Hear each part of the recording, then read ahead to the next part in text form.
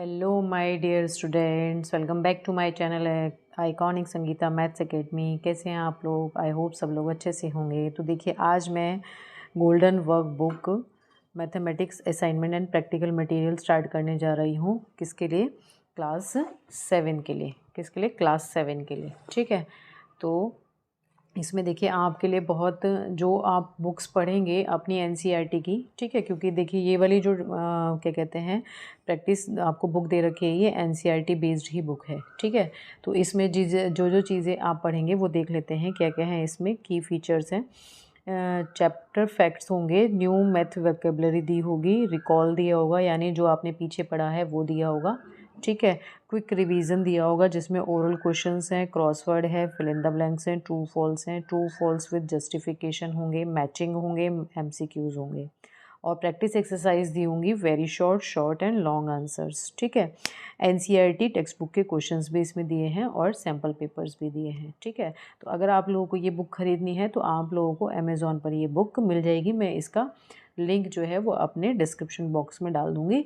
ये बुक आपके लिए बहुत हेल्पफुल रहेगी अगर आप एनसीईआरटी से अलग कुछ भी एक वर्कबुक टाइप की प्रैक्टिस के लिए लेना चाहते हैं। तो चलिए विदाउट एनी डिले स्टार्ट करते हैं।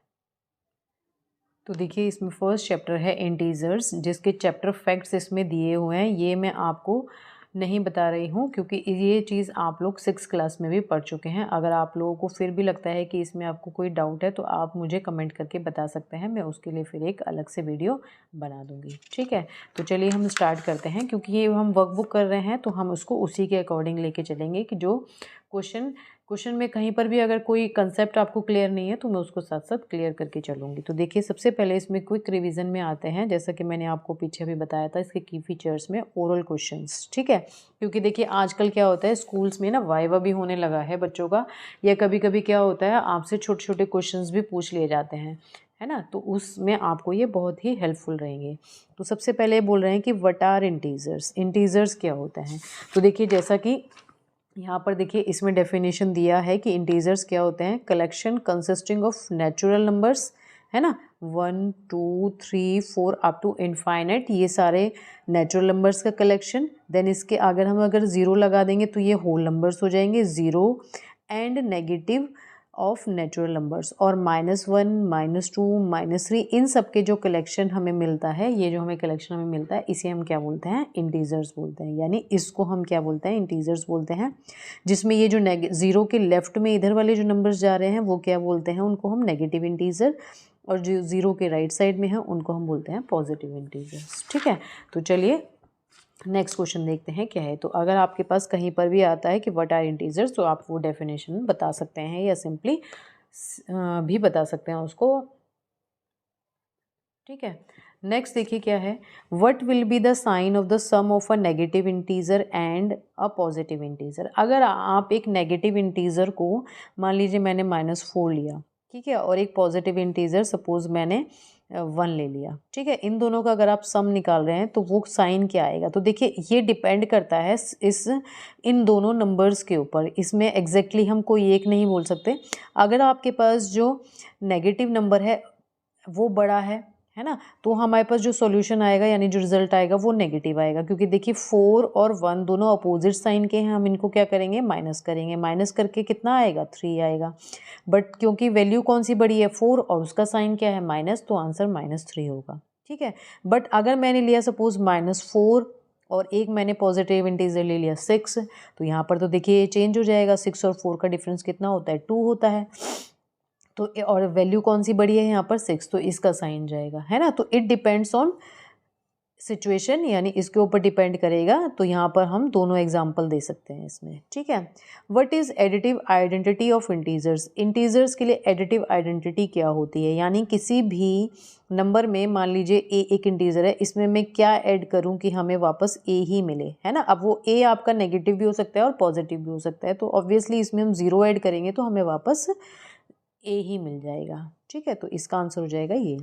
Can we say that integers are close with respect to subtraction. ये कह रहे हैं कि क्या हम कह सकते हैं कि जो इंटीजर्स होते हैं, क्योंकि देखिए होल नंबर्स और नेचुरल नंबर्स पर तो हमारा जो क्या कहते हैं क्लोजर प्रॉपर्टी है वो सेटिस्फाई नहीं होती, बट इंटीजर्स में होती है। क्यों? क्योंकि अगर हम कोई भी दो नंबर्स को क्या करते हैं, माइनस करते हैं, मान लीजिए -2 में से माइनस करें 3 को, तो हमें क्या मिलता है, -5 मिलता है, जो कि वापस एक क्या है, एक इंटीजर है। तो हम यहाँ पे कह सकते हैं यस कह सकते हैं इसको, इट इज़ ट्रू। वाई? क्योंकि यहाँ पे मैंने बता दिया आपको, ये इसका रीज़न हो जाएगा। What will be the sign of the product of a negative integer with a negative integer? अगर हम किसी नेगेटिव इंटीज़र को मल्टीप्लाई करते हैं किसी नेगेटिव इंटीज़र के साथ, तो ये कह रहे हैं प्रोडक्ट मतलब मल्टीप्लाई करते हैं, तो साइन क्या आएगा? तो देखिए हमेशा ध्यान रखिएगा, ये रूल्स हैं इसके कि जब हम दो माइनस वाली वैल्यू को मल्टीप्लाई करते हैं तो पॉजिटिव आता है, एक माइनस हो और एक प्लस हो तो हमारे पास नेगेटिव आता है, ठीक है। और दोनों अगर प्लस की वैल्यू हैं तो भी प्लस आएगा। तो इट मीन्स दोनों अगर नेगेटिव इंटीजर हैं तो हमारे पास जो वैल्यू आएगी वो कैसी आएगी, पॉजिटिव आएगी। What will be the sign of product if we multiply together 19 negative integers and 3 positive integers? ठीक है, तो यहाँ पर आप देखिए अगर मैंने दो नेगेटिव वैल्यूज़ को मल्टीप्लाई किया तो हमें प्लस मिला, यानी अगर पेयर में चला जाता है तो हमें क्या मिल जाता है, प्लस। अब अगर देखिए हम 19 नेगेटिव इंटीजर्स की बात करें, 19 में से अगर मैं 18 ले लेती हूँ तो ये पेयरिंग में चला जाएगा तो हमारे पास पॉजिटिव इंटीजर आ जाएगा, बट एक हमारे पास नेगेटिव बचा है ना, यानी एक प्लस हो गया और एक माइनस हो गया, तो इन दोनों को मल्टीप्लाई करेंगे तो कैसा आएगा, नेगेटिव आएगा। अब अगेन 3 पॉजिटिव इंटीजर्स हैं, 3 पॉजिटिव इंटीजर्स को अगर हम मल्टीप्लाई करते हैं तो हमारे पास पॉजिटिव ही आएगा। अब इस नेगेटिव और इस पॉजिटिव को मल्टीप्लाई किया तो अगेन हमारे पास कैसा आएगा, नेगेटिव आएगा। नेक्स्ट है, what is the multiplicative identity of integers? Multiplicative identity of integers क्या होती है, मतलब हम इंटीजर्स, कोई भी हमारे पास एक नंबर है, जैसे सपोज हमारे पास कोई भी एक नंबर हो गया 1, है ना, तो उसमें हम क्या मल्टीप्लाई करें कि हमें वापस क्या मिले, सॉरी जस्ट अ मिनट, हाँ, तो हम क्या कर रहे थे, what is the multiplicative identity of integers, है ना, कि हम किसी भी इंटीजर में क्या मल्टीप्लाई करें कि वापस हमें वही, जैसे हमने यहाँ पर दिया था, यहाँ पे एडिटिव आइडेंटिटी पूछा था, यहाँ पे मल्टीप्लिकेटिव पूछा है, तो इट मीन्स ए में हम क्या मल्टीप्लाई करें कि हमें ए ही मिल जाए, तो क्या करेंगे, 1 मल्टीप्लाई कर देंगे, है ना, तो ये हमारा हो जाएगा 1। Which are the only 2 integers having a multiplicative inverse? कौन से दो इंटीजर्स ऐसे हैं जिनके मल्टीप्लिकेटिव इनवर्स जो है वो एग्जिस्ट करते हैं? तो देखिए 1 को अगर हम 1 से मल्टीप्लाई करेंगे तो हमें 1 ही मिलेगा ना, तो इट मीन्स 1 का मल्टीप्लिकेटिव इन्वर्स 1 हो जाएगा, है ना। मल्टीप्लिकेटिव इन्वर्स का मतलब ये होता है कि 2 में देखिए अगर मैं 1/2 की मल्टीप्लाई करूँगी तो 1 मिल जाएगा ना, 2 से 2 कैंसिल हो जाएगा, है ना। पर ये कह रहे हैं which are the only 2 integers having a multiplicative inverse, है ना, तो इट मीन्स वापस हमें वही मिल रहा है, तो 1 का क्या हो जाएगा, 1 ही हो जाएगा, और -1 के लिए हम क्या करेंगे, -1 ले लेंगे तो भी हमें 1 मिल जाएगा, है ना। तो इट मीन्स -1 का -1 ही है और 1 का 1 ही है, तो ये दो हमारे पास इंटीजर्स हो जाएंगे। नेक्स्ट है, what will be the product if -1 is multiplied 10 times? अगर -1 को हम 10 टाइम्स मल्टीप्लाई करते हैं तो 10 क्या है हमारे पास, इवन नंबर है, यानी -1 को मैंने 10 टाइम्स मल्टीप्लाई किया। अब बस आप ये ध्यान रखिएगा कि ये हमें इवन दिया है या ऑड दिया है। अगर ये हमें इवन दिया है तो -1 को जब हम मल्टीप्लाई करेंगे तो कैसा आएगा, हमेशा पॉजिटिव नंबर आएगा, जो भी आएगा। और what will be the product if -1 is multiplied by 13 times? अब यहाँ पर क्या हो गया आपका, ऑड हो गया, तो इट मीन्स यहाँ पर जो प्रोडक्ट आएगा वो कैसा आएगा, नेगेटिव आएगा, ठीक है। नेक्स्ट बढ़ते हैं, इसमें क्रॉसवर्ड है, जैसा कि मैंने आपको बताया था कि इसमें oral questions, crossword, fill in the blanks, true false सब कुछ दिया है। तो क्रॉसवर्ड देखते हैं क्या है क्रॉसवर्ड में हमारे पास।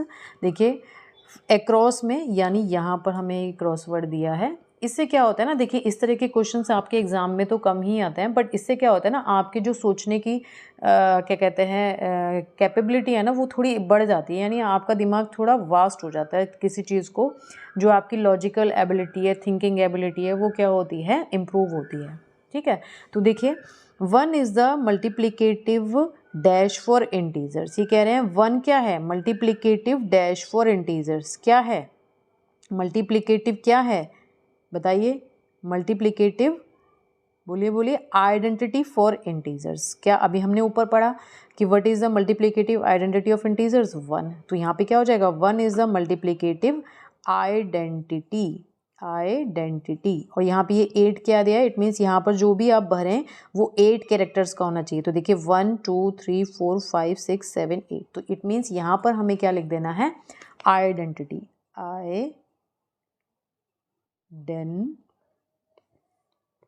सॉरी यहाँ पर इन्होंने कम कर दिए,